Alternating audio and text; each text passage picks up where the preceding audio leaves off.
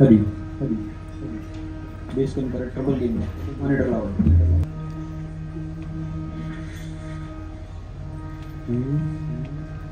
रामकृष्ण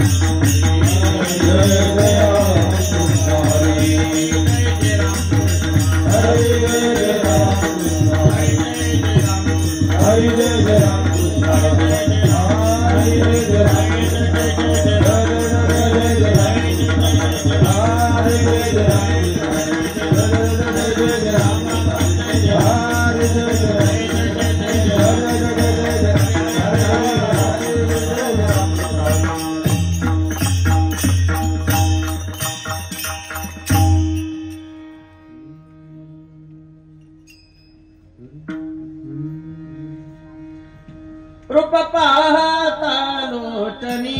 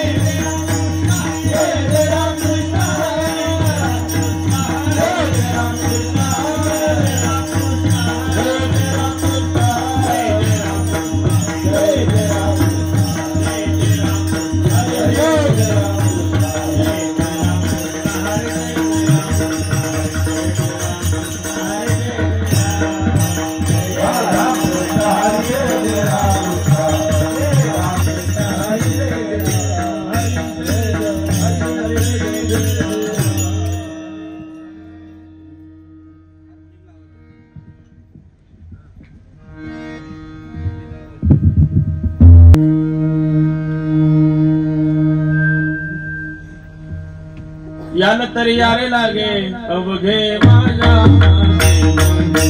अवघे माझ्या मागे मागे अवघे माझ्या यान तरी यारे लागे अवघे माझ्या मागे मागे अवघे माझ्या मागे मागे अवघे माझ्या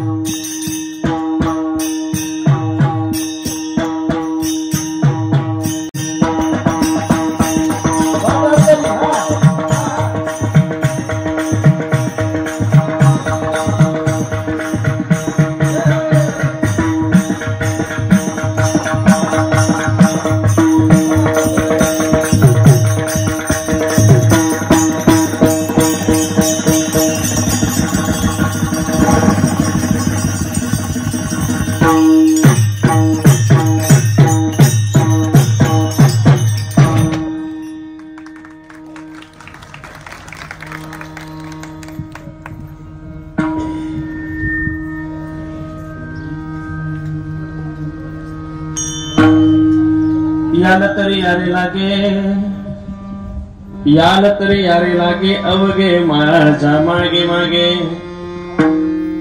आज देतो पोट भरी पुरे म्हणाल तो बरी हळूहळू चला कोणी कोणाशी न बोला आज देतो पोट भरी पुरे म्हणाल तो बरी तुका म्हणे सांडा घाटे तेने नका भरू पोटे आज देतो पोट भरी पुरे म्हणाल तो वरी महायोगपीठ तटे भीमरता वरम पुंडरीका यथा तुम इंद्राय समागत तिष्ठन्त मानंद कंद परब्रह्मलिंगम बसे पांडुरंग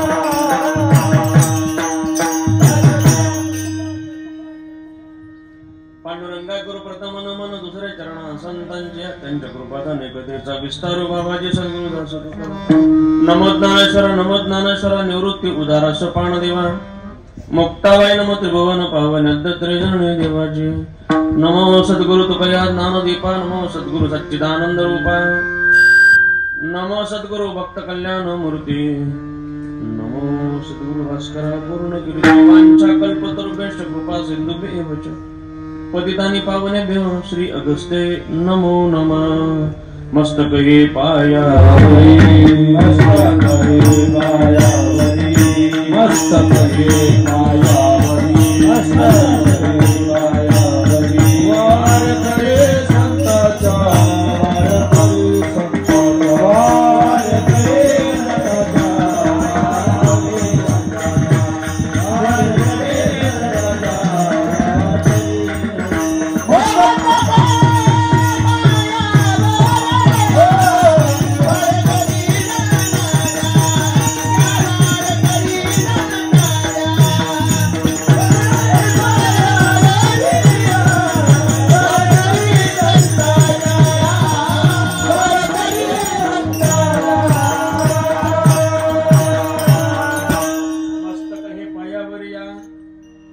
वार करे याला तरी यारे लागे अवघे माझ्या मागे मागे आज देतो पोट भरी पुरे म्हणाल तोवरी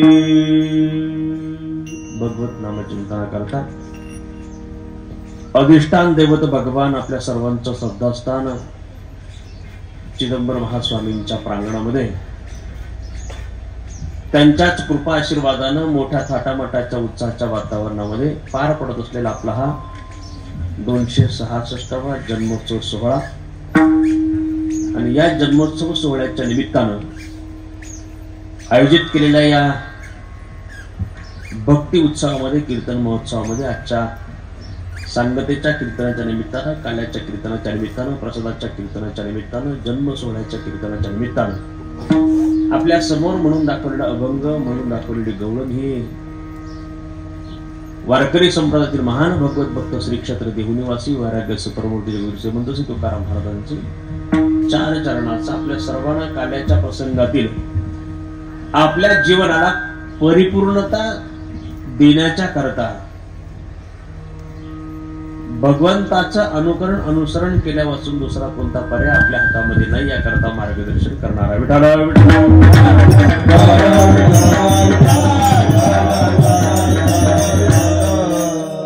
श्री तुकाराम महाराजचा श्री तुकोबारा या अभंगातून आपल्या सगळ्यांना तृप्ती येईपर्यंत, पोट भरेपर्यंत देणाऱ्या भगवान परमात्म्याचं अनुसरण करायला सांगताय. काय विचारे महाराजांचा थोडस सविस्तर चिंतन आपण प्रासंगिक वेळेत करणार आहोत. तत्पूर्वी ज्या निमित्तानं आपण या ठिकाणी जमलात ते निमित्त आपण सर्वांना ज्ञात आहे. वक्त्याचं कर्तव्य या नात्यानं प्रसंगानुसार काहीसा परिहार देणं गरजेचं आहे. म्हणून मागच्या 7 वर्षांपासून मोठ्या उत्साहपूर्ण वातावरणामध्ये आपल्या सर्वांच्या तन मन धनाच्या सहकार्य प्रयत्न परिश्रमातून भगवान शिव चिदंबर स्वामींच्या कृपा आशीर्वादानं त्यांच्याच प्रांगणामध्ये मोठ्या उत्साहपूर्ण आनंदी वातावरणात आपला हा उत्सव जन्म सोहळा या ठिकाणी पार पडतोय. या उत्सवाचे मार्गदर्शक आपल्या सर्वांचं श्रद्धास्थान आणि आपले सर्वांचे परमार्थिक मार्गदर्शक आदरणीय श्री देशमुख महाराज अर्थात दादा या नावानं आपण सर्वजण ज्यांना श्रद्धापूर्वक अंतःकरणानं या ठिकाणी जाणतो. दादांची मार्गदर्शन प्रेरणा या उत्सवाच्या करता आहे आणि त्यांच्या माध्यमातून या सेवेचा हा योग आहे. याकरता महाराष्ट्राच्या वारकरी संप्रदायातील अनेक सगळी मान्यवर मंडळी आज या ठिकाणी उपस्थित आहेत, ज्यामध्ये आदरणीय हरिभक्तीपरायण गोड गायनाचे आमचे ज्येष्ठ गुरुबंधू आदरणीय अनिलजी महाराज पवार या ठिकाणी उपस्थित आहेत. माऊली महाराज पवार, तुमचं नाव माहिती होतं पण म्हणलं यांचं लक्ष आहे की नाही, त्यांच्या प्रती या ठिकाणी कृतज्ञतापूर्वक सद्भाव या निमित्तानं व्यक्त करतो.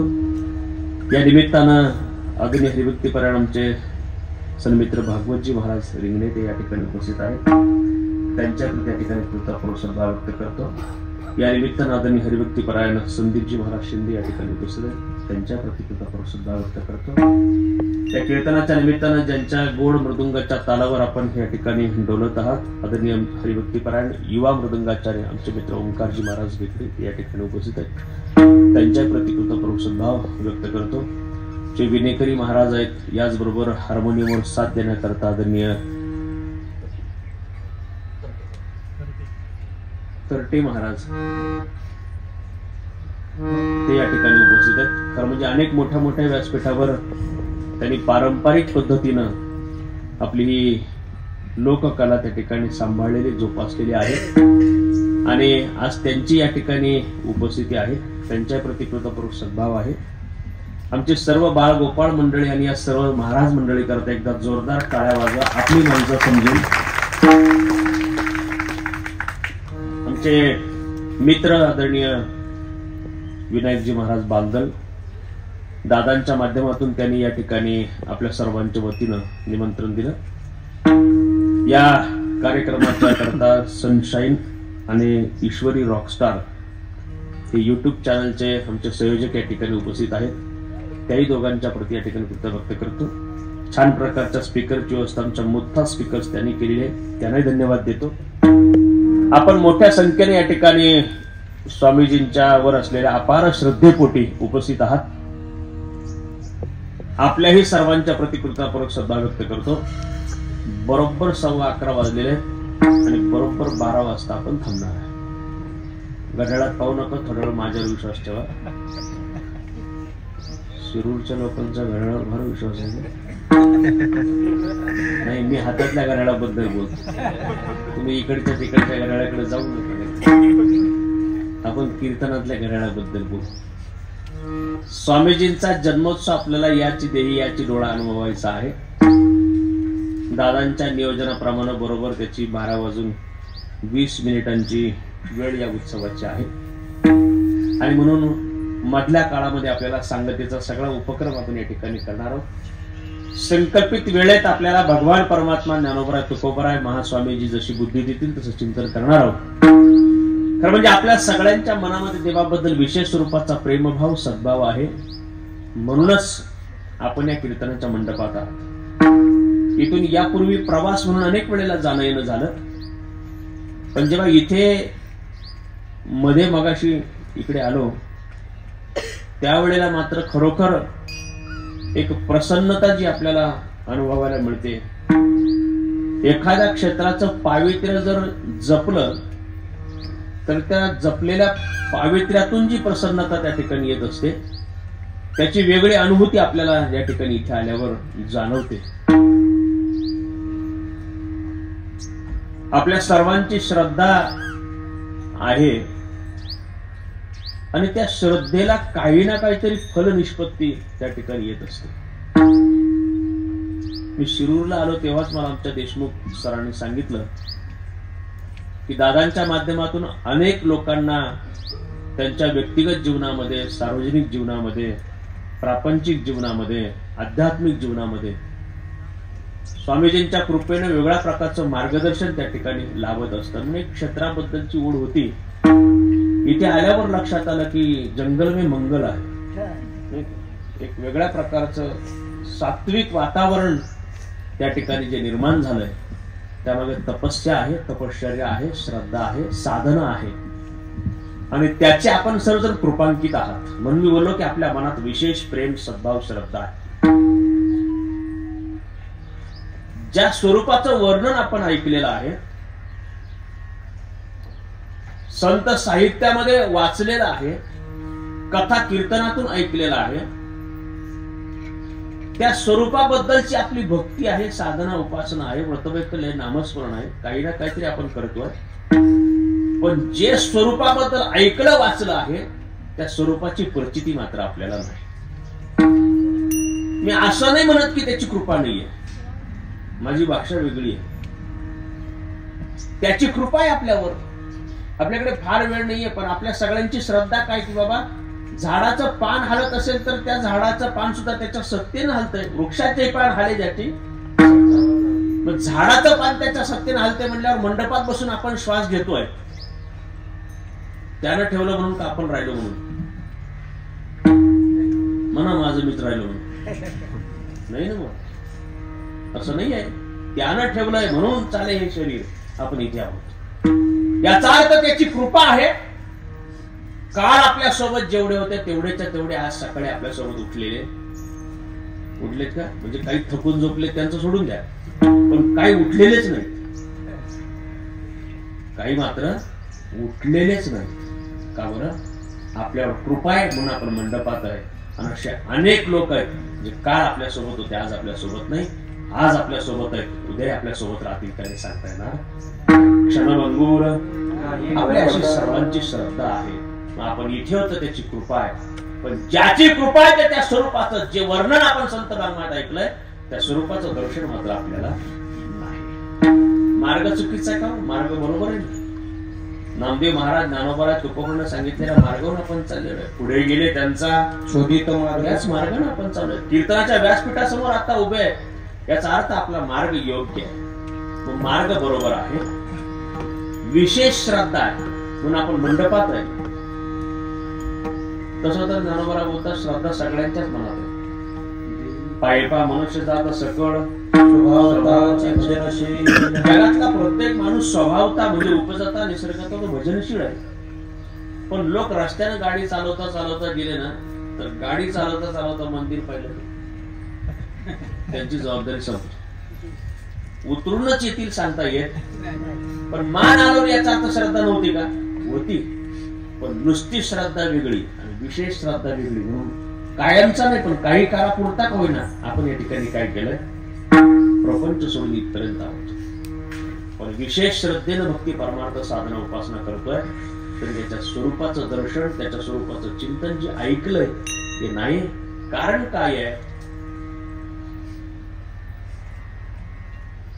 आपलं प्रेम प्रपंचावर आहे ना आपलं प्रेम देवावर आहे.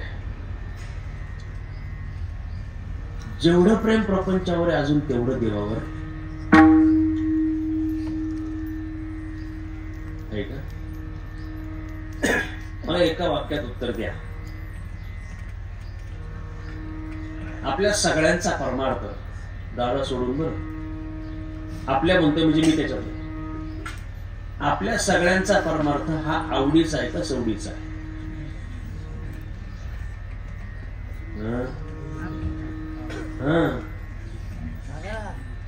आपल्या सगळ्यांच्या मनात विशेष श्रद्धा आहे असं मी म्हटलो, तरी पण कदाचित हेच कीर्तन काल दुपारी असतं तर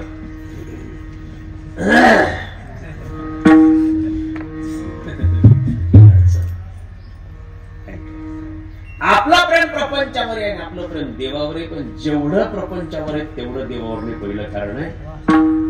दुसरं कारण आहे, आपण सगळी माणसं जेव्हा जेव्हा साधना म्हणून काहीतरी परमार्थाची क्रिया करण्याकरता बसतो, तेव्हा तेव्हा आपलं शरीर परमार्थ करत असलं तरी आपलं मन तिथे असतच असं मात्र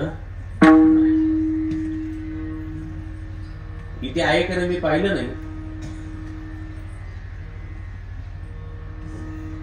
पण ज्या अर्थी माऊली आपल्याला असं लिहावं लागतंय की मंदिरामध्ये आल्यानंतर मोबाईल बंद ठेवा, याचा अर्थ माणसं शरीरानं मंदिरात असतात, इकडे मात्र पारायण चालूच असत.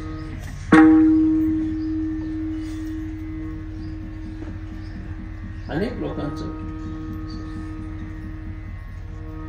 शरीर जरी आमचं कथा कीर्तनामध्ये, प्रवचनामध्ये, साधनेत, नामस्मरणामध्ये, भजनामध्ये, पोथी पारायणामध्ये असलं, व्रतवैकल्याने उपवासामध्ये असलं, तरी शरीर जी क्रिया करते त्या क्रियेत मन उपस्थित जर नसेल तर त्याला परमार्थाचे श्रम म्हणता येतील, त्याला परमार्थ किंवा साधना म्हणता येणार.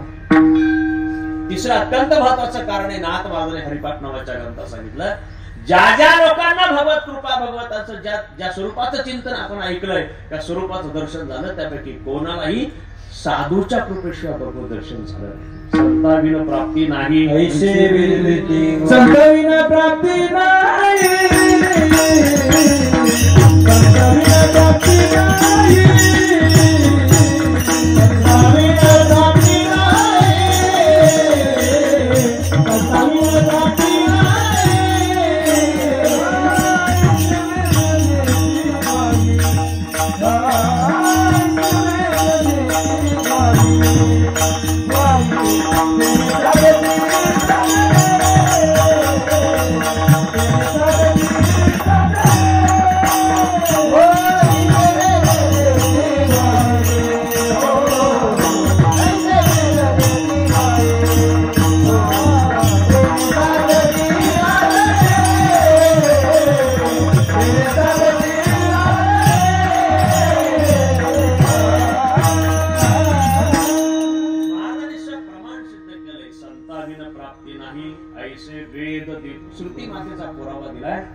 श्रुती अशी ग्वाही देते, खात्री देते की साधूच्या कृपेशिवाय भगवत दर्शन होणार नाही. आणि म्हणून आपण या मंडपात का उपस्थित आहोत? आपल्याला भगवत दर्शनाची इच्छा आहे, पण भगवत दर्शनाच्या इच्छेकरता महास्वामींची कृपा झाल्याशिवाय आपल्याला भगवत दर्शन होणार नाही. संताविना प्राप्ती नाही. आता साधूच्या कृपेशिवाय भगवत दर्शन नसेल तर साधूच्या कृपेकरता काहीतरी करावं लागेल ना, साधूच्या कृपेकरता काहीतरी करावं लागेल. ज्ञानोबाला विचारा काय करायचं, ज्ञानोबा बोलतात साधूच्या कृपेशिवाय, साधूच्या कृपेसाठी तरी तनु मनु जीवे चरणाशी लागावे, अगर्वता करावे दास्य सकळ, अगर्वता करावे दास्य सकळ. अगर्वता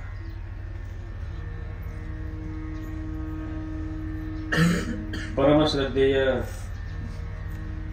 प्रमोदजी महाराज जगताप यांच्या कीर्तनातलं वाक्य. एका मंदिराच्या बाहेर असा बोर्ड लिहिला होता, दादा तुमच्या करता नव्हता तो, आमच्या करता. त्याच्या बाहेर असा बोर्ड लिहिलेला होता की आपल्यातला मी आणि चप्पल येथे काढून या.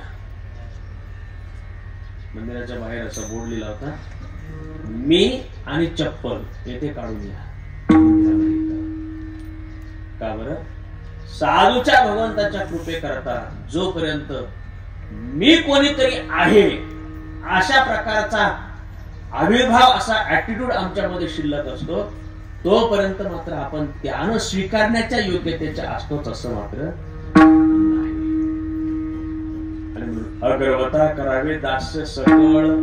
पुढे फार छान आहे, मग अपेक्षित जे आपुले तेही सांगती कुसले जेणे होय जेणे अंतकरण बोधले संकल्पा आपल्या मनातली प्रत्येक गोष्टाची उत्तर ते त्या ठिकाणी देतील, पण त्याकरता काया वाचा मरण इथे येऊन सेवा घडली पाहिजे देवा. आणि म्हणून आपल्या सगळ्यांच्या जीवनामध्ये आपल्याला साधूची कृपा झाली पाहिजे, म्हणजे भगवत दर्शन होईल. भगवंताची कृपा आपल्यावर त्याच्या स्वरूपाचं दर्शन होण्याच्या करता ते संत सेवा साधू सेवा व्हावी या भावनेतून आपण या मंडपामध्ये कीर्तनामध्ये या प्रांगणामध्ये येत असतो. श्रद्धापूर्वक अंतःकरण त्या ठिकाणी येत असतो. हे बघा, आपल्या सगळ्यांचा जो प्रवास चाललेला आहे ना, या प्रवासाचं पूर्ण विराम कशामध्ये आहे त्याचं उत्तर तुकोबरा आज आपल्याला या अभंगातून देता येतं. आपल्या सगळ्यांचा खटाटोप कशा करता चाललाय, सगळ्यांची धावपळ चाललेली आहे.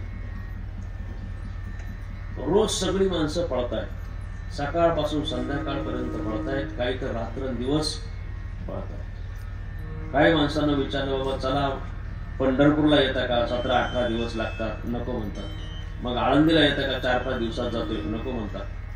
त्र्यंबकला येताय का, 10-12 दिवसात जातोय, नको म्हणतात. मग इथे 4-5 दिवस सप्ताह इथे येता काय, नको म्हणतात. बरं नुसतं 1 दिवस कार्याला येता काय, नको म्हणतात. का ते म्हणतात, महाराज देव तुम्हाला बोलवतो, देव तुमच्याकडून करून घेतो, तुम्ही नशीब घेऊन जन्माला आले. आपल्याला मरायला सुद्धा सवय म्हणत नाही का वाशिलो, जन्म येऊन काय केले तुला मुक्ताला जमविले, तुला मुक्ताला जमविले, तुला मुक्ताला जमविले. जन्म येऊन काय केले तुला मुक्ताला जमविले, तुला मुक्ताला जमविले, तुला मुक्ताला जमविले.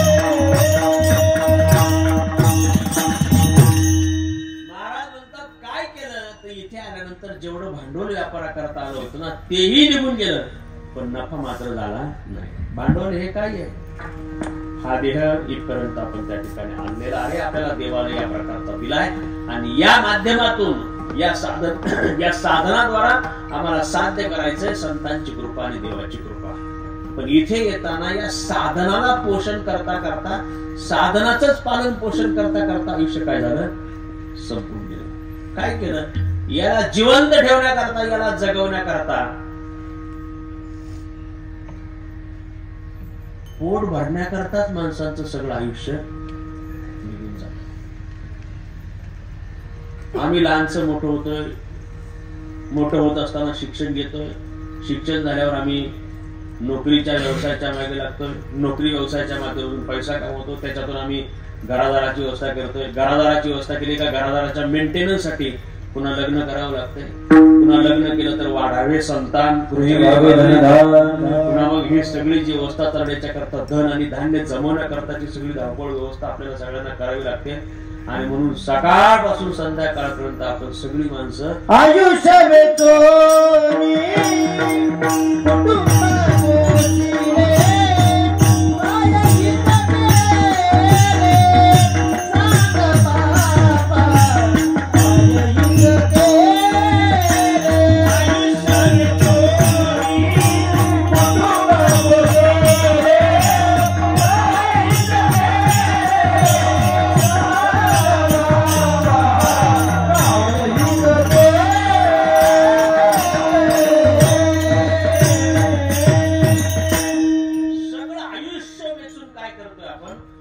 आपल्या स्वतःच्या उदरनिर्वाहाची व्यवस्था करतोय आणि आपल्या मुलाबाळांच्या उदरनिर्वाहाची व्यवस्था करतोय. प्रपंचातल्या यशस्वी झालेल्या लोकांना विचारलं, तुम्ही प्रपंचामध्ये यशस्वी झालात असं सगळ्या जगाचं मत आहे, तर काय केलं तुम्ही प्रपंचात यशस्वी? म्हणजे ते म्हणतात काही नाही, सगळ्या मुलांना व्यवस्थित सेटल केलंय, आता त्यांचं त्यांनी करायचं आणि त्यांचं त्यांनी खायचं.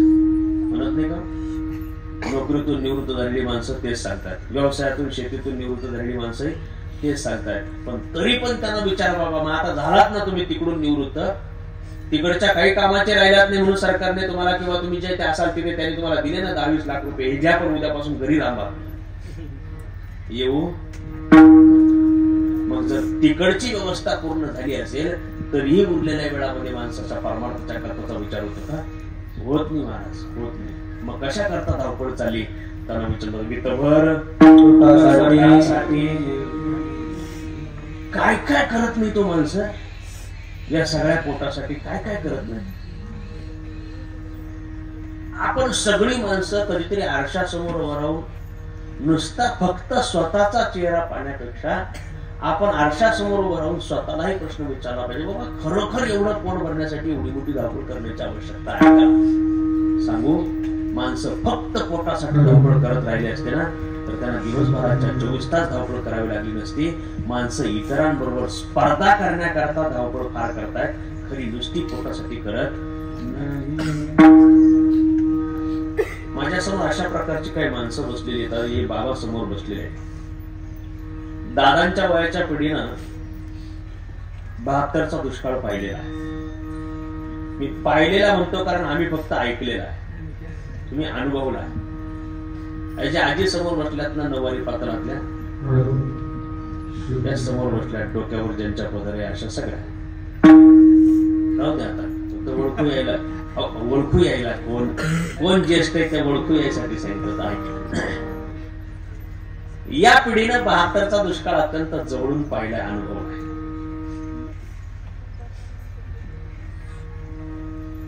दिवसभर काम करून संध्याकाळी पैसे मिळत नव्हते, त्याच्याऐवजी खायला मिळत होते. बरोबर, जे खायला मिळत होतं ती होती मकाची सुकडी किंवा मिलोची ज्वारी.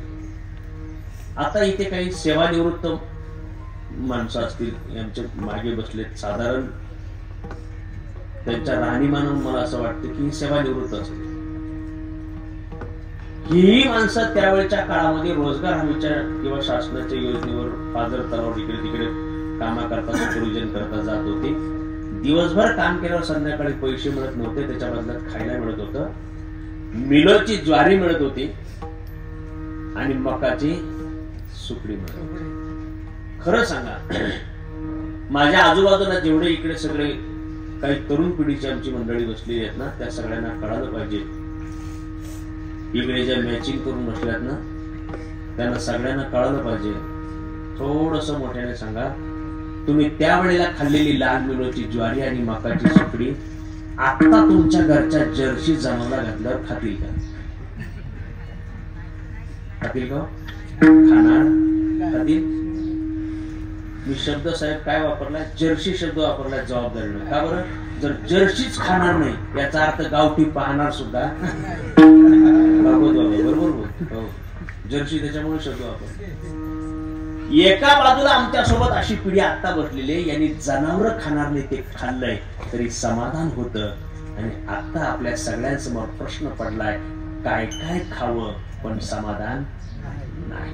याचा अर्थ पोट भरणं वेगळं आणि भरलेल्या पोटाची तृप्ती असणं.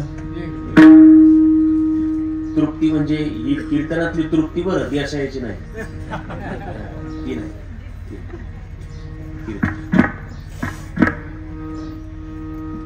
नुसतं पोट भरण्याकरता जर धावपळ असते ना तर एवढी धावपळ करावी लागली नसती.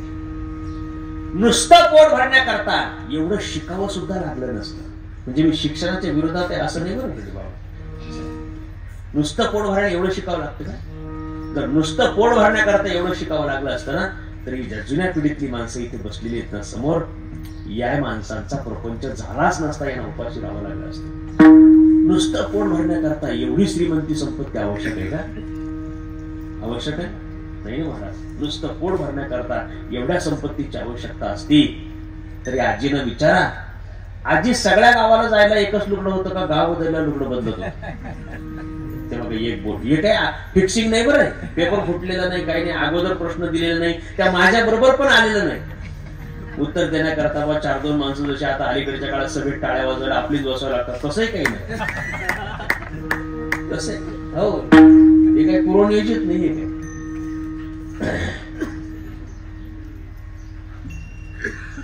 एका बाजूला एक पिढी आता आपल्या सोबत बसलेली आहे ज्यांना सगळ्या गावाला जायला एकच लुगडं होतं. आता अशी परिस्थिती आहे, नवरात्र 9 दिवसाचं घेतात म्हणून नवरंग. खरं सांगा, मी कोणाला सांगणार नाही, कॅमेरा तुमच्याकडे नाही माझ्याकडे आहे. नवरात्र 6 महिन्याचं घेतलं तरी रंग संपतील तो.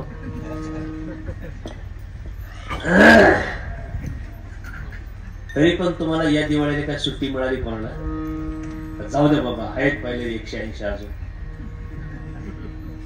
मला विनोद करायला वेळ नाहीये. माझा मुद्दा अत्यंत सोपा आणि साधा. आमच्या सगळ्यांची धावपळ ज्या पोटासाठी चाललेली आहे ना, खरी धावपळ त्या पोटासाठी चाललेलीच नाहीये. म्हणून आपल्या सगळ्यांचं पोट भरतंय, पण समाधानाची अनुभूती मात्र नाही. मग या पोटाची धावपळ थांबवण्याकरता मला काय करावं लागेल? कोणाच्या मागे जावं लागेल?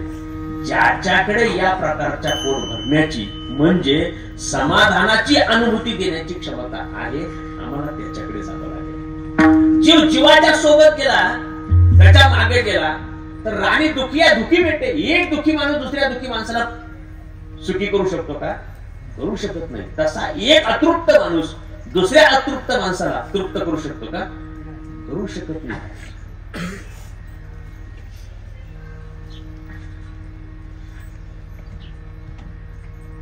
काल्याच्या निमित्तानं दहीहंडी मांडलेली असते, ती भरण्याचं काम चालू आहे. काय असतं दहीहंडी मध्ये? म्हणून सांग, तुला कशाला बोलवलं? दहीहंडी मध्ये काय असतं? लाई असते आणि दही असते. खरं म्हणजे दहीहंडी मध्ये जर लाही आणि दही असेल, मुरमुरे आणि दही जर असेल, तर किती सामान्य गोष्टी झाल्या. दोन्ही गोष्टी तशा अर्थानं पाहिल्या तर सामान्य. म्हणजे 2 रुपयाला एवढ्या मोठे मुरमुरे मिळतात नाही मिळतात. तुम्ही तरी थोडे वेळ म्हणा, तुम्हीच आमचे शिंदे साहेब. मुरमुरे मिळतात 2 रुपयाला एवढे, 2-4 पोरांचं पोट भरते तेवढ्याशा मुरमुऱ्या. तरी आता आपल्यापैकी कोणाच्या घरामध्ये नाही का? पिशवीचं दूध ज्यांच्या घरात आहे त्यांच्या घरामध्ये सुद्धा काय आहे? दही असते का नसते? असते महाराज. जागोजागी सगळ्या दुधाच्या जेवढ्या लोकांचे सगळे प्लॅन्ट आहे त्यांनी सगळ्यांनी त्याचं दही बनवलं. पिशवीमध्ये आपल्याला दही ताक सुद्धा उपलब्ध करून दिलं. म्हणजे 5-5, 10-10 फुटावर रस्त्यावर मिळणाऱ्या या दोन्ही गोष्टी आहेत, मुरमुरे सुद्धा आणि दही सुद्धा. त्याला इथे एवढं विशेष स्थान का बरं आहे? त्याच्याकरता एवढं 1-2 तास कीर्तन करण्याची आवश्यकता का बरं आहे? त्याच्याकरता एवढा मोठा उत्सव करण्याची आवश्यकता का आहे? का दही आणि लाही या दोन्ही गोष्टी अत्यंत सामान्य आहेत, अत्यंत सामान्य आहेत. मला असं वाटतंय बाबा, जर कदाचित या दह्याचा आणि लाह्याचा आपण आपल्या घरी प्रसाद करायचं ठरवलं, आणखी चांगला करता येईल. म्हणजे चांगल्या क्वालिटीचं दही घेता येईल, चांगल्या क्वालिटीचे मुरमुरे आणता येतील, ते दोन्ही छान एकत्र व्यवस्थित भिजवता येतील. त्याच्यामध्ये छानपैकी काही खोबरं पिसून टाकता येईल, त्याच्यामध्ये काही थोडीशी साखर बारीक करून टाकता येईल, त्याच्यात काही वेलची, वेलदोडे, काही जायफळ ते काही त्याच्यामध्ये टाकता येईल. वेगळ्या प्रकारचे पदार्थ टाकून त्या दही लाह्याचा जो प्रसाद केलेला आहे त्याला उत्तम, चवदार, स्वादिष्ट, रुचकर बनवता येईल का? नाही येणार. नाही आपल्याला सुचलं तर युट्यूबला पाहून येईल का? नाही.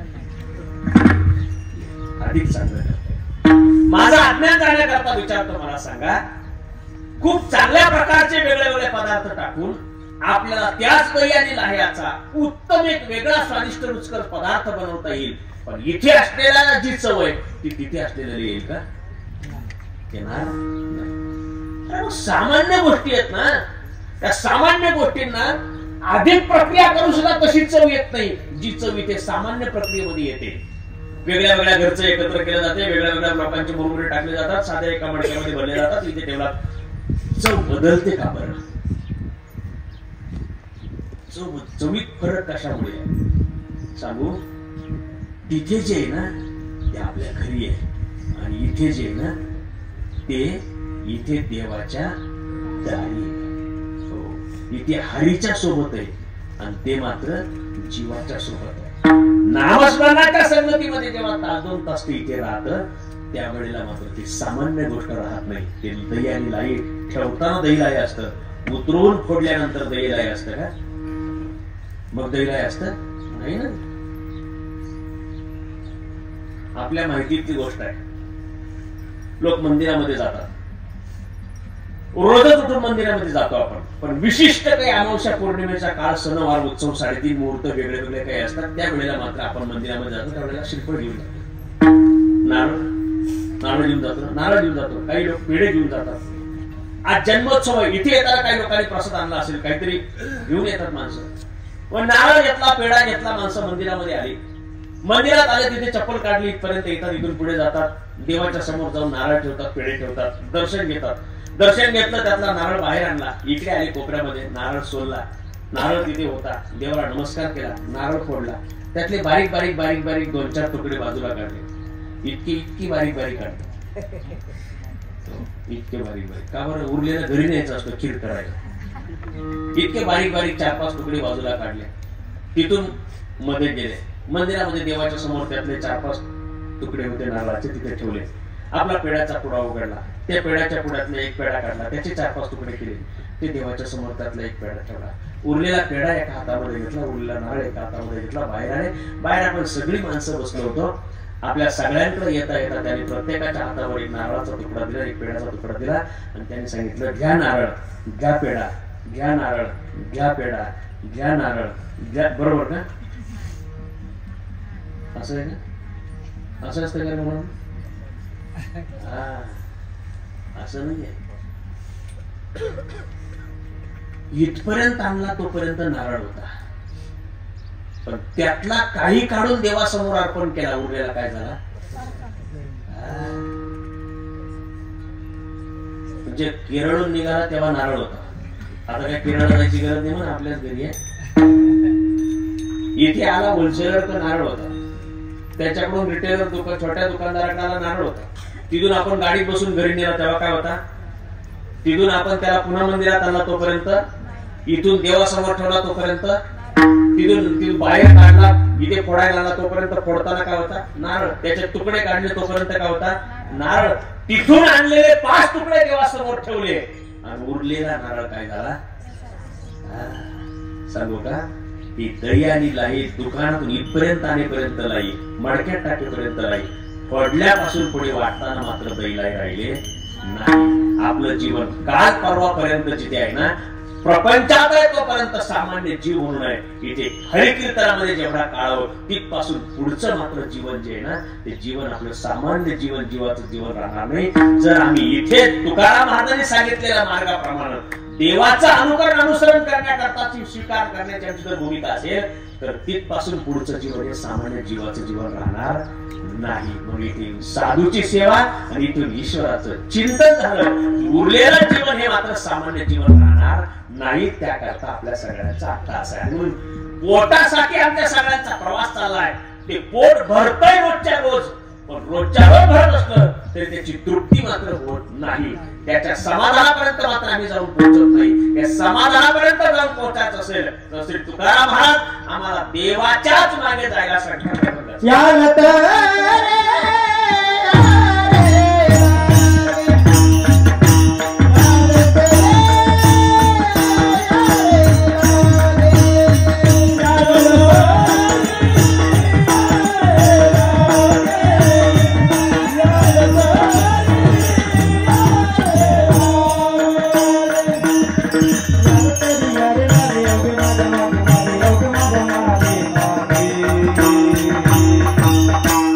आधी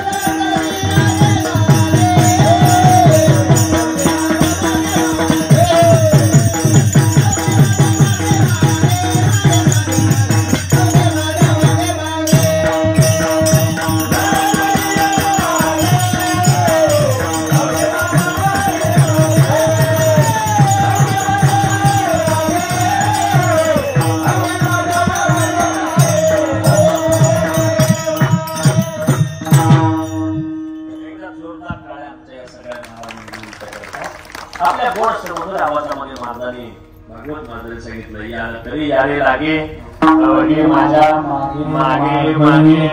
खरं म्हणजे जीवानं परिपूर्णते करता, तृप्ती करता, समाधाना करता, आनंदा करता कोणाच्या मागे जावं त्याच्याकरता त्याच्या समोर जे काही पर्याय आहेत त्यातला महत्वाचा आणि कायमस्वरूपी शाश्वत समाधानापर्यंत नेऊन पोहोचवणारा पर्याय आहे की तो म्हणजे देव आहे. आणि म्हणून त्याच्या मागे आपण गेलं पाहिजे. देव सगळ्या गोपाळांना सांगतोय, तुम्ही अवघे माझ्या मागे मागे या. ज्यांना ज्यांना वाटत असेल की बाबा माझं पोट भरलं पाहिजे, मी समाधानी असलो पाहिजे, मला तृप्तीची अनुभूती यायला पाहिजे, तर आम्ही काय केलं पाहिजे? आम्ही त्याच्या मागे मागे गेलं पाहिजे. सामान्य जीवनामध्ये मी अकोल्याहून निघालो, मला इथे यायचं होतं. अकोल्याहून निघालो, संगमनेर गेलं, मग आळेफाटा गेलं, मग बेला गेलं, मग ते आळकुटी गेलं, मग तुमचं निगोज गेलं, मग शिरूर गेलं, मग तुमचं तो वैर आपला कानिकनाथ फाटा गेला, मग करडे आलं. इथे थांबायच्या ऐवजी मी थोडासा पुढे गेलो, विचारलं पुन्हा ते करडे कुठे हो? त्याने मागत राहिले ना, पुढे सगळा बोंबलं. इथलाच माणूस होता, मी फोटो काढून आणला, संपलं दाखवतो. इथपर्यंत येण्याच्या करता सुद्धा मला कोणाचं ना कोणाचं तरी मार्गदर्शन द्यावं लागलं. बाबा मी नेव्हिगेशनच्या बाईला विचारलं, बाबा मला तू करडेमध्ये नेऊन पोहोचव. एवढी एक बाई ज्याला मला बरी वाटते, तिच्या मागे आलं ना तिथे बरोबर मुक्कामाला. म्हणजे बाकीच्या सगळ्या चांगल्याच आहेत, पण त्यातल्या त्यात मला 100 किलोमीटरचा प्रवास करायचा असेल तरी बाबा तरी सुद्धा आपल्याला कोणाचं तरी मार्गदर्शन द्यावं लागेल. मार्ग दाखवून गेले आधी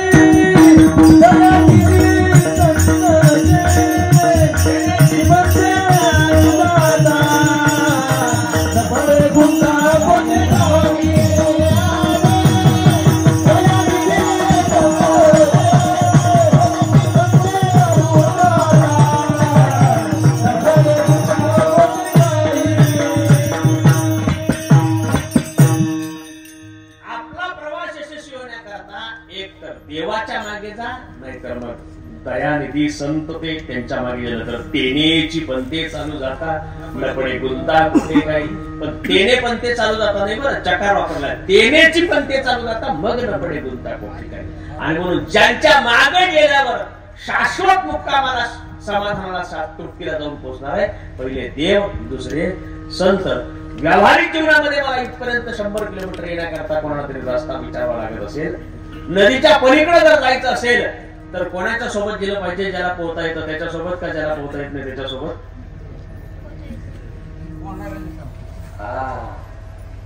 ज्याला पोहता येत नाही त्याच्या सोबत गेल्यावर आपण मुक्कामाला पोहोचल्याशिवाय राहणार, मग येऊच्यापेक्षा जास्त गर्दी होणार. अरे साध्या नदीच्या पलीकडे, नेहमीच्या माहितीच्या नदीच्या पलीकडे, जिच्या काठावर जन्म मिळाला, आयुष्याची 40-50 वर्ष जिच्या काठावर गेले, तिच्या पलीकडे जाण्याकरता जर चांगल्या पोहणाऱ्याची आवश्यकता असेल तर या भवसागराच्या पलीकडे जाण्याच्या करता मात्र आम्हाला त्याच्यातून प्रवास करण्याचं योग्य ज्ञान ज्याच्याकडे त्याच्या मागे गेलं पाहिजे का नाही गेलं पाहिजे? गेलं पाहिजे. म्हणून अवघे माझ्या मागे मागे या. सगळे गोपाळाने देवाच्या मागे जाण्याचा निर्णय घेतला. चला आता या वर्षी यांचा की जय म्हणू काही हरकत नाही. पण सगळ्यांच्या मागे जाता जाता पेंड्याच्या मनामध्ये विचार आला की अरे याच्या मागे आपण जाण्याचा निर्णय घेतला, याच्या मागे गेल्यावर आपला सगळ्यांचा निर्णय झालेला आहे, पण ज्याच्यासाठी म्हणून आपण याच्या मागे चाललेलो आहे हा आपल्याला तिथे गेल्यावर ते देईल का? सगळ्यांनी थांबवून त्याला विचारलं, अरे बाबा आमच्या घरी तर सगळं भरपूर आहे, सगळंच आहे, जेवढं जेवढं तुझ्या घरी आहे तेवढं सगळं आमच्या एकाच्या घरी नसलं तर उरलेल्या सगळ्यांचं एकत्र केलं तुझ्या घरी जेवढं तेवढं आमच्या घरी सुद्धा आहेच आहे. दही दूध तूप लोणी तुझ्या घरी आहे, दही दूध तूप लोणी आमच्या घरी आहे, पण तुझ्या घरचं तुला मिळतं आणि आमच्या घरचं मात्र सगळं बाजारामध्ये जातं. आणि मग घरी जे आमच्या करता आम्ही शिल्लक राहिलंय त्याच्यातून आम्ही गवळी याची ताकपिरे कोण पोरे चांगली आणि अशा प्रकारचे आहोत. आणि पुन्हा आम्ही तुझ्या मागे यायचा निर्णय घेतल्यावर जर आम्ही ज्याच्यासाठी तुझ्या मागे येतोय ते जर आम्हाला मिळालं नाही तर देवानं सांगितलं जर तुम्ही माझ्या मागे यायला तयार असाल तर मी तुम्हाला काय करील, आज देतो पाठ बरी, आज देतो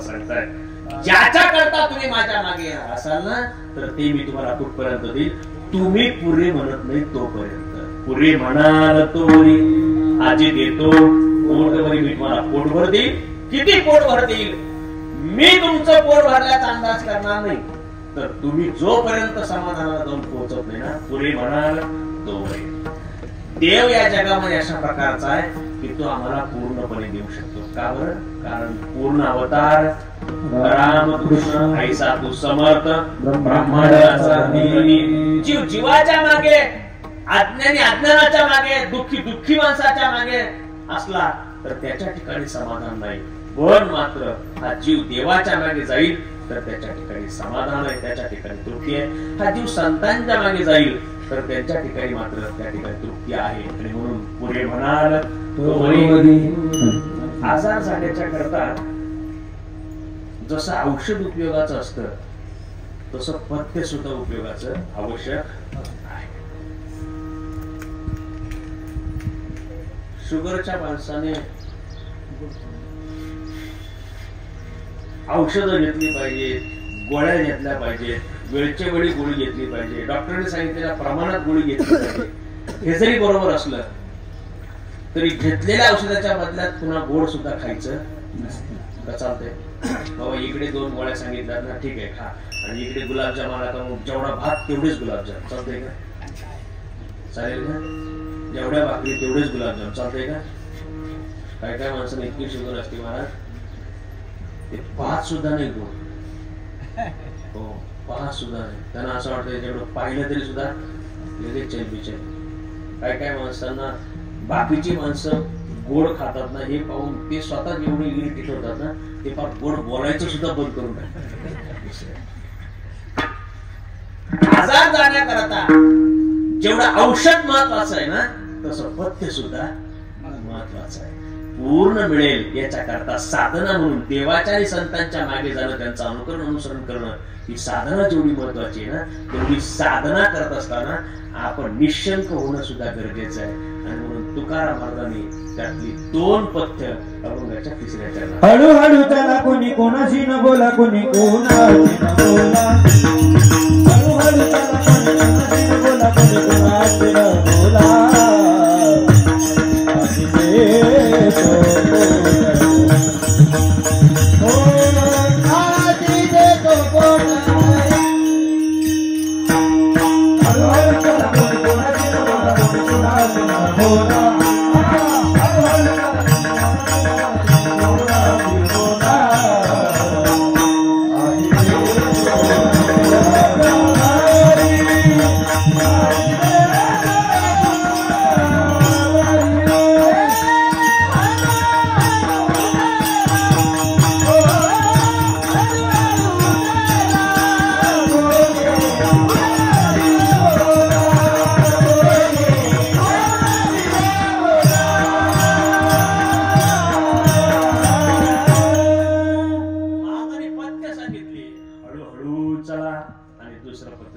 कोणी कोणाशी न बोला आपल्याला इप्सित साध्यापर्यंत जायचं असेल मला इथपर्यंत यायचंय तर मी काल परवापासून अंदाज करून शोधून ठेवलं होतं बाबा आपल्याला किती वेळात आपण तिथपर्यंत पोहोचू शकतो म्हटल्यावर तिथे पोहोचायच्या बिफोर आपल्याला किती वेळा उठावं लागेल आणि केवढा वेळ प्रवासाला लागेल मला जर इथपर्यंत पोहोचायला पावणे 3 तास लागणार असतील तर 10ला इथे पोहोचायचं तुम्ही साधारणपणे 7 वाजता तरी गाडीत बसायला पाहिजे की नाही बसायला बसलं पाहिजे मी आपला 8-8:30ला गाडीत बसलो आणि मग जर रस्त्यानं तेवढं सगळं उरलेलं अंतर कव्हर करायचा विचार केला तर दमछाक होईल का प्रवास होईल दमछाक होईल पण प्रवास होणार आणि जर कदाचित तेवढा प्रवास पूर्ण करण्याचा प्रयत्नच केला तर मी मुक्कामाच्या जागेपर्यंत पोहोचेल पण येताना किती लोकांना मुक्कामाला पोहोचेल त्याचं काय सांगता येत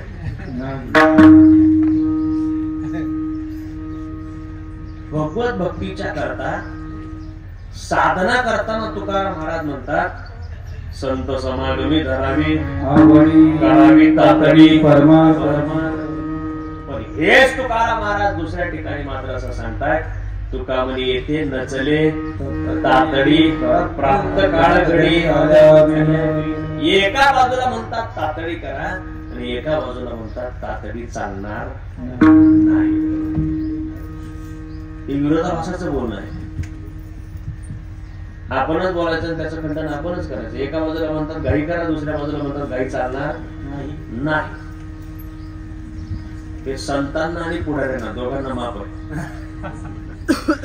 आपणच बोलल्याचं खंडन आपणच केलं ना, त्या दोघांना माप. जुन्या काळातले कीर्तनकर एक दृष्टांत सांगायचे बघ, एका वाक्याचं दृष्टांत आहे. आपणच बोलायचं त्याचं खंडन आपणच करायचं. आमच्या गावात एक फार म्हातारी होती, ऐकताय ना? आमच्या गावात फार म्हातारी होती आणि जी फार म्हातारी होती ती लहानपणीच वारली. दोन्ही गोष्टी एका वेळेला खऱ्या आहेत का? नाही. मग इथे कसं काय म्हणतात करावी तातडी परमार्थी, दुसऱ्या बाजूला म्हणतात हळूहळू चला. तुका मग येथे नचले तातडी. साधना करण्याकरता घाई करायला सांगितली. हातातलं काम सोडाने परमार्थ करा, तरी जडजोडून वाहिला निघ ये भक्तीची वाटेला. पण साधना करत असताना फळाच्या बाबतीत मात्र घाई करायची नाही. तुका म्हणे येथे नचले तातडी प्राप्त काळ घडी आल्या. आमची साधना पाहिल्याशिवाय महास्वामींची कृपा आमच्यावर होणार नाही. त्याकरता काय करा, हळूहळू ढाळे ढाळे एक वेळेला मात्र या मार्गाचे निवडे आम्ही निश्चितपणे आमच्या साध्यापर्यंत जाऊन पोहोचू. पण तोपर्यंत आम्हाला साधना करावी लागेल. हळूहळू देवाच्या मागे संतांच्या मागे हळूहळू आमच्या वाटेचा प्रवास साधनेच्या मार्गावर आम्हाला करत राहावं लागेल. काय त्यासाठी कोणी कोणाशी बाहेरच्या जगामध्येच फक्त विसंवाद आहे असं नाही. जीवाच्या जीवनामध्ये सुद्धा त्याच्या कृतीमध्ये अंतर्मनामध्ये संवादामध्ये विसंवाद आहे. एका विचार हो कीर्तनाला काल रात्री येतो म्हणले तर उद्या सकाळी, आज सकाळी मात्र दिसले नाही. तेव्हा एक मन म्हणत होतं जाय, पण दुसरं मन म्हणलं जाऊ नये. आहे ना युट्यूबला, मग पाहता येईल नंतर. हे दुसरं मन कुठून आलं? हे पहिलं जे आहे ना, जे जातो म्हटलं होतं कीर्तनाला, हा संकल्प आहे. आणि ज्या दुसऱ्यानं सांगितलं ना नाही आता जाऊ दे, रात्री जागरण झालंय, मागचे 10-15 दिवस फार धावपळ झालेली आहे, वडापाववर दिवस निघाले, त्याच्यापेक्षा प्रसाद तर मिळणारच आहे. दादांकडे कधी गेलं तर प्रसाद आहेच आहे. मग त्यापेक्षा काय करू, राहू द्या आता कीर्तन पण ऑनलाईन ऐकू आणि प्रसाद पण नंतर आपल्या सोडीत जाऊ. एक आहे ते संकल्प आणि दुसरा आहे तो विकल्प. म्हणजे आमच्या अंतर्मनातला संवाद म्हणजे शंका थांबली पाहिजे. फळाच्या बाबतीत संतांच्या मागे जाताना अंतकरणातली साशंकता थांबली पाहिजे. आणि जेव्हा गोपाळांना देवानं सांगितलं बाबा तुम्हाला पोटभर देऊ, त्यावेळेला त्यांनी हल्लकल्लोळ केला, गदारोळ केला. आणि मग जेव्हा त्यांनी गदारोळ केला तेव्हा देवानं सांगितलं अशा प्रकारचा भक्तीच्या वाटेवरचा गदारोळ इथे चालणार नाही. तुकाराम महाराजांनी देवानं त्या सगळ्या गोपाळांच्या करता जो तिसरा एक विकल्प पथ्य म्हणून सांगितला. त्याने सांगितलं हे बघा, तुम्हाला जर खरोखर पोटभर पाहिजे असेल, खरोखर समाधान पाहिजे असेल, खरोखर तृप्ती पाहिजे असेल ना, तर तुमच्याकडे जे अनावश्यक आहे ते अनावश्यक टाका. शेवटचं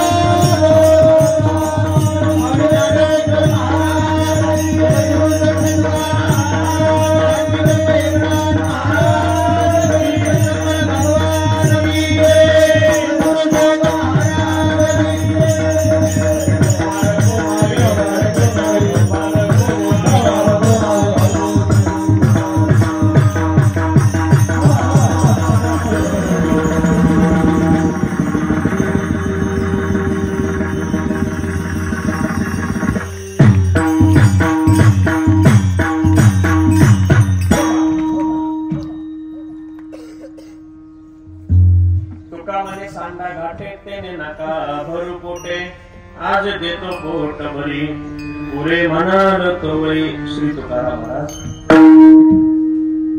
भगवान परमात्म्याचं आश्वासन आपल्या सर्वांना गोपाळांच्या निमित्तानं देत आहेत. गोपाळाने देवाचं अनुसरण करावं.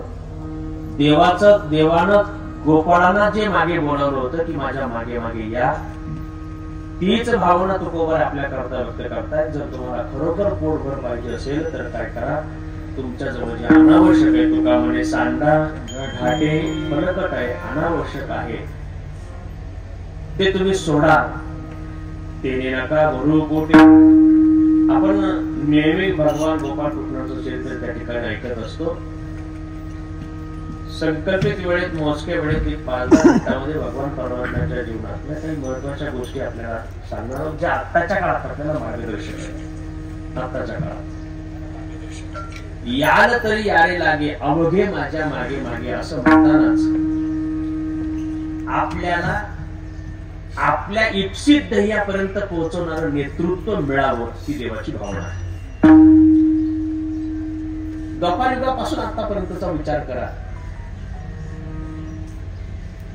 भगवान कृष्णानं या जगामध्ये सगळ्यात पहिला संदेश आपल्या सगळ्यांना काय दिला असेल तर संघ शक्ती कलियुगे. कलियुगामध्ये जर तुम्हाला राहायचं असेल तर तुम्ही संघटनेनं राहिलं पाहिजे. हा सगळ्यात चांगला मंत्र आपल्याला कोणी दिलाय? देवानं दिलेला. चरित्राचा विचार केला तर तुमच्या लक्षात येईल, घरात 4 प्रकारची आपल्या कुटुंबामध्ये जर मुलं असली, एकाचं खूप चांगलं डोकं चालतंय, हुशार आहे, बुद्धिमान, एक पाठी आहे, एकदा एक वाचलं मुखोद्गत ज्ञात पाठ होते कसं. दुसऱ्याचं व्यापार व्यवसायामध्ये डोकं चालतंय, तिसऱ्याचं राजकीय सामाजिक क्षेत्रात डोकं चालतंय, चौथा असं आहे ते म्हणतंय काही सांगा फक्त शाळेत जायला सांगू नका. आणि आपल्या घरची जनावर सांभाळायची जबाबदारी कोणावर देणार? जे एक पाठी त्याला देणार का? ज्याचा व्यापार व्यवसाय डोकं चालतं त्याला देणार का? ज्याला काही राजकीय सामाजिक गोष्टीचं चांगलं व्यवहार देणार त्याला देणार का? जबाबदारी कोणावर? ज्याचं शाळेत डोकं चालणार नाही त्याच्यावर. अशी काय वळणारी पोरं एकत्र केली देवानं आणि त्यांची संघटना केली तर असाध्य असामान्याच्या स्वरूपाचं काम करून दाखवलं. गिरी गोवर्धन उचलला, गोवर्धन पर्वत उचलला. काय केलं मग? सगळ्यांच्या लाठ्या काठ्या लावल्या. गोपाळ होते सामान्य आणि गोवर्धन पर्वत उचलला तो असामान्य.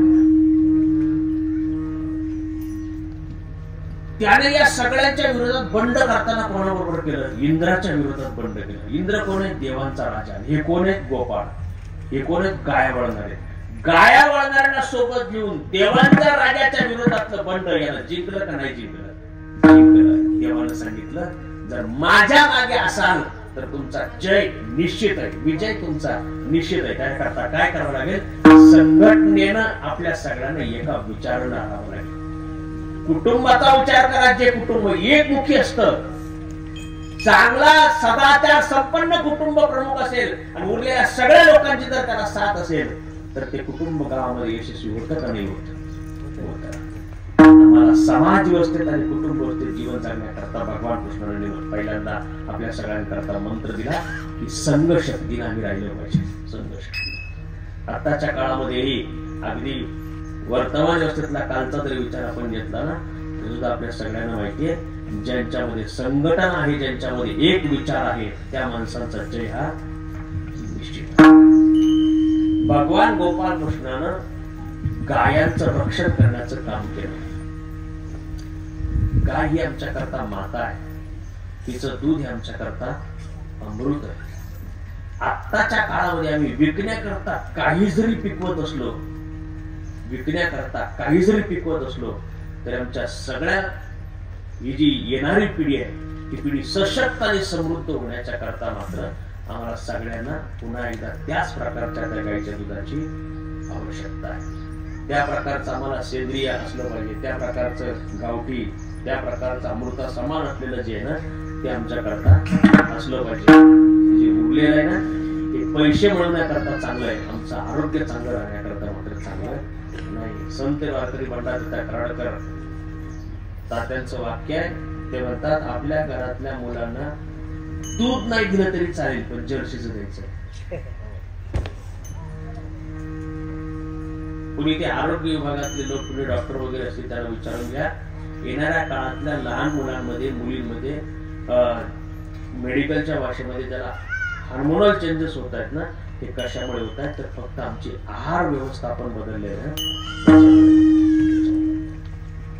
देवानं आम्हाला सांगितलं संघ शक्ती कलियुगे. देवानं आम्हाला दही, दूध, तूप, लोणी, गायांचं रक्षण करून खाण्याकरता सांगितलं.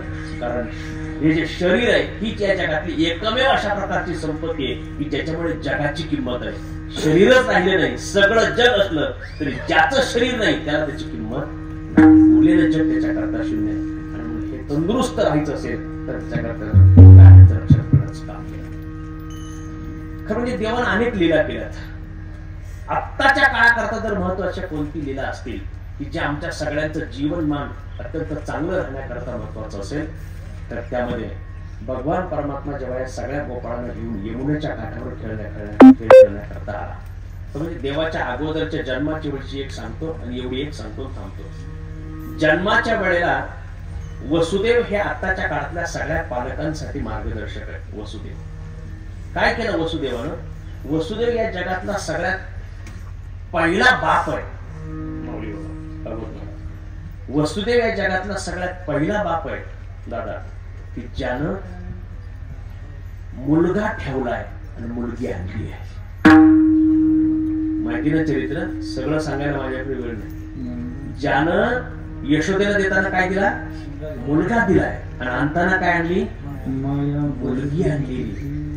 माया आपण चिंतना करता म्हणून त्याचा विचार करू, पण आता आपल्याला जो भाव आताच्या काळाची सुसंगत सांगायचा आहे.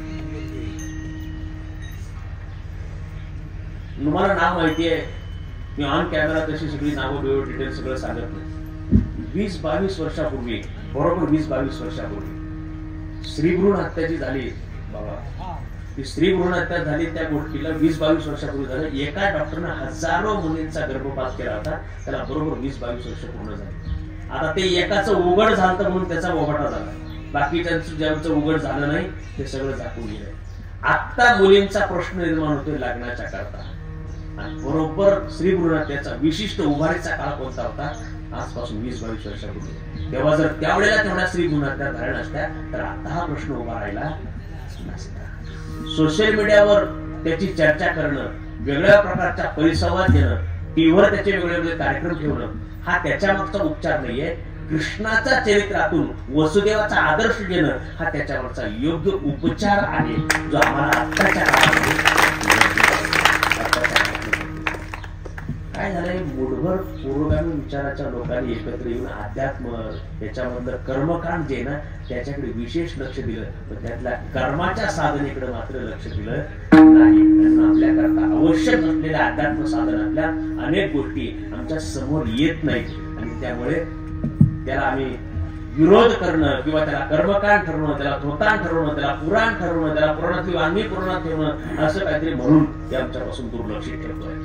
दुसरी अत्यंत महत्वाची गोष्ट मला या निमित्ताने या ठिकाणी सांगायची आहे की जेव्हा हे सगळे गोपाळ यमुनेच्या काठावर आले त्यावेळेला यमुनेच्या काठावर त्यांनी वेगळ्या प्रकारचे खेळ खेळले. तर म्हणजे मला तेवढं चांगलं म्हणता येत नाही तुमच्यासारखं, परंतु वेगळ्या वेगळ्या प्रकारचे खेळ खेळले. त्या सगळ्या प्रकारच्या गौरवाने आपल्या सगळ्यांच्या मुखोद्गत आहे.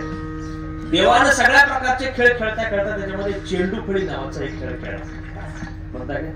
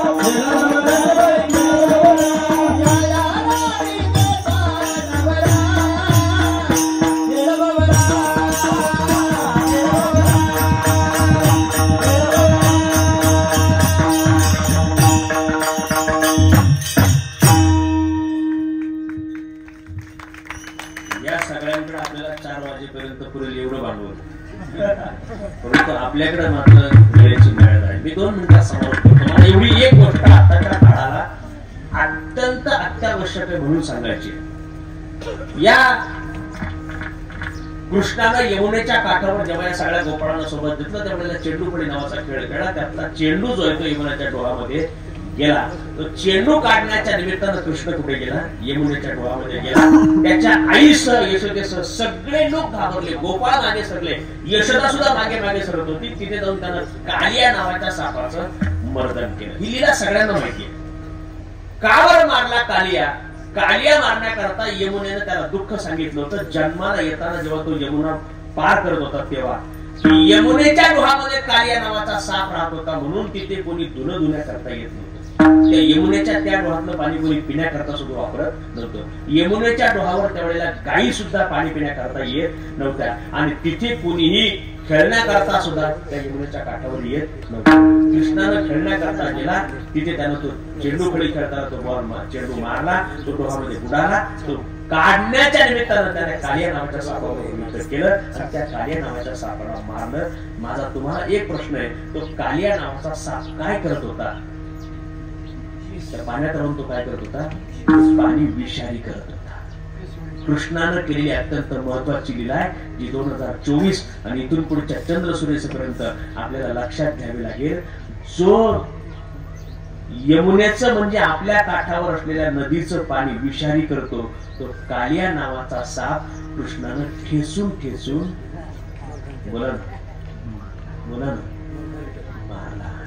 आपण ज्या काठावर जन्मालो ना तिचं नाव यमुना जरी नसलं तरी तिचंही पाणी आता गायांना प्यायच्या योग्यतेचं, आपल्याला आंघोळ करण्याच्या योग्यतेचं, आपल्याला पिण्याच्या योग्यतेचं, कपडे धुवायचं सोडा तुम्हाला गोधड्या धुवायच्या सुद्धा उपयोगाचं राहिलंय का? मग हे पाणी जो विषारी करत असेल त्याचं नाव काय आहे? हा, एवढं एकातच डिरिंग आहे. तुम्हाला असं वाटतं साहेबाच्या विरोधात कसं काय बोलू राहिले? आताच्या काळामध्ये आम्ही जिथं काठावर जन्माला ती नदी इंद्रायणी असेल, गोदावरी असेल, इथली घोड इथे आपल्याकडे बोलते घोड नदी असेल, तिकडे पण ज्याला मुळा असेल, आमच्याकडे आले प्रवरा असेल, याही नद्यांचं पाणी ज्यांनी विषारी केले ना ते कालिया आहे. दुसरं कोणी नाही, दुसरं कोणी नाही. आणि म्हणून त्याचं पाणी जो विषारी करतो त्याला कृष्ण काय करतो? ठेचून ठेचून मारतो. तात्याने मुख्यमंत्र्यांच्या समोर अपेक्षा व्यक्त केली होती की येणाऱ्या काळातल्या आमची जी तीर्थ आहेत ना, तीर्थाच्या क्षेत्राची जी सगळ्या नद्या आहेत त्या शुद्ध आमच्या झाल्या पाहिजे. आमच्या अगोदरच्या पिढीनं आम्हाला पिण्यायोग्य पाणी दिलं होतं. कारण होतं दिलं, दादांची पिढी नदीला जाऊन डायरेक्ट पाणी पित होती. आजपासून 20 वर्षापूर्वी, फार काळ झाला नाही. आता मात्र आम्ही ते पाणी वापरणं योग्य सुद्धा ठेवलं नाही. नंतरच्या पिढ्यांना आम्ही 1000 पट संपत्ती तयार करून दिली पण पिण्यायोग्य पाणी देऊ शकलो नाही. तर ते लोक आपला फोटो त्यांच्या घरात ठेवतील का? ठेवतील का? ठेवतील?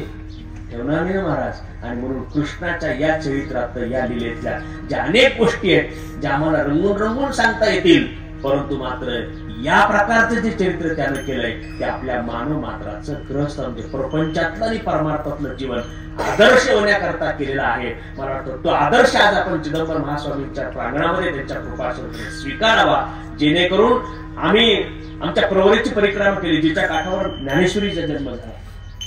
तिच्या मागे आम्ही या प्रकारचे संदेश दिले की आपण प्रवरेचं आरोग्य जपू, प्रवर आपलं आरोग्य जपेल. चिदंबर महास्वामींच्या प्रांगणात आपण आज असा संकल्प करू की आपण या घोड नदीचं आरोग्य जपू, ती सुद्धा आपलं आरोग्य जपल्याशिवाय राहणार नाही. जर आम्ही तिचं आरोग्य जपलं नाही येणाऱ्या पिढ्या आपल्याला माफ करणार नाही. मला वाटतं स्वच्छ नाही करता आली तरी चालेल. हे मावशी इकडे पाहणार संपवतो, अर्ध्या मिनिटामध्ये संपवतो. आपल्याला ती स्वच्छ करणं शक्य नाही, ते आपल्या क्षमतेत नाही, ते आपल्या हक्कात, आपल्या अधिकारात सुद्धा नाही. पण देवपूजा केलेली फुलं सुद्धा मी तिच्यामध्ये टाकणार नाही निर्माल्य म्हणून. हा संकल्प जर आपण महास्वामींच्या प्रांगणामध्ये केला ना तर हळूहळू कधीतरी एक दिवस तिला पुन्हा पूर्व स्वरूप आल्याशिवाय राहणार नाही. आणि म्हणून आपल्यामुळे दूषित होणार नाही एवढी काळजी घेऊ, माझ्यामुळे दूषित होणार नाही एवढी काळजी घेऊ. ती एक दिवस स्वतः आपोआप अपडेट केल्याशिवाय राहणार नाही. मला असं वाटतंय कृष्णाचं हे चरित्र आपल्या सगळ्यांच्या करता अत्यंत महत्वाचं स्वरूपाचं आहे. वेगळ्या वेगळ्या अंगानं या ठिकाणी याचं चिंतन त्या ठिकाणी करता येईल. आपल्याकडे वेळेची मर्यादा आहे. माझ्यासारख्या वक्त्याच्या दृष्टीने मात्र अध्यात्मातल्या या सगळ्या गोष्टी वर्तमान व्यवस्थेची जोडून सांगण्याची माझी या ठिकाणी पद्धत या भावनेतून सांगण्याचा प्रयत्न केला. चुकीचा माझाच एखादा वाक्य साधू संत श्री गुरु साहेब अनेक सगळी मान्यवर महाराज मंडळी या ठिकाणी उपस्थित आहेत. तुमचे गिगडे महाराज आहेत, आमचे माऊली महाराज आहेत, भागवत महाराज, योगेजी महाराज, विद्यार्थी मंडळांचे के महाराज आहेत, सगळे बाळगोपाळ मंडळी, आदरणीय दादांच्या मार्गदर्शनाने हा मोठा उत्सव थाटामाटाच्या वातावरणात या ठिकाणी पार पडतोय. परंपरेप्रमाणे या ठिकाणी ज्ञानेश्वर माऊली भजन होईल, त्यानंतर दहीहंडीची गौरव होईल, त्यानंतर दहीहंडीचा कार्यक्रम, नंतर जन्मोत्सवाचा कार्यक्रम होईल. पुढच्या सगळ्या सूचना सोयीच्या पकडल्या ज्याप्रमाणे देतील त्याप्रमाणे दादांच्या मार्गदर्शनाने या ठिकाणी पार पडतील. ज्ञानेश्वर माऊली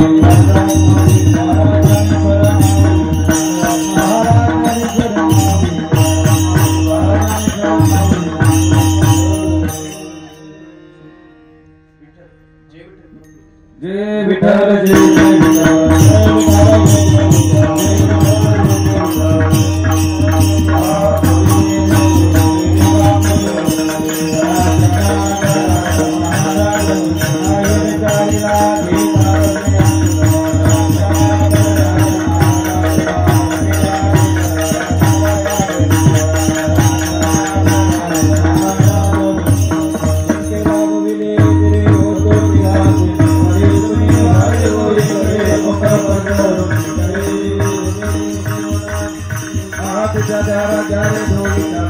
तुम्ही